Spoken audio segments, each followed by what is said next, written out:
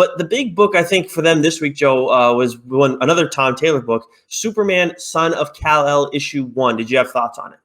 I loved it. I'm enjoying Tom Taylor's work right now. I think he's just done an absolute heater.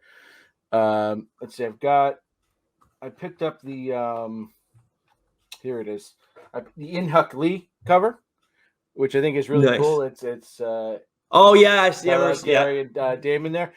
Tom Taylor's just a great writer. He understands these characters, and his approach to John Kent is very similar to, I think, where Sean Lewis had sort of started him off in Future State. And so there's a great relationship between him and Damian, which I think will be fun to see, where that goes. And at this stage in their life too, because we have seen them partnered up together, and obviously, like they say in the book, they are friends. But yeah, I think that's an interesting dynamic to kind of pull on. And then with Taylor did a great job with the Suicide Squad run, right? Now, I know that that's a group of characters that I would think would be a little bit easier to write because they're degenerates. And it's like, you can make them as degenerate as you want, and they can be interesting. Sometimes you go too far, but I feel like it's easier to do that.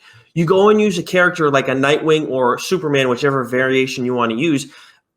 In this case, of course, John Kent, they're more like a wholesome character. And having that be your main character doesn't necessarily play as well as it did years ago. So he's done a great job with Nightwing. That series has been outstanding. Yeah. And I thought this was a great first issue for this character, enough where I'm definitely it's Superman, and I know it's not Clark Kent, but still I'm always going into it. But after that first issue, okay, yeah, I'm definitely going to pick up the second issue.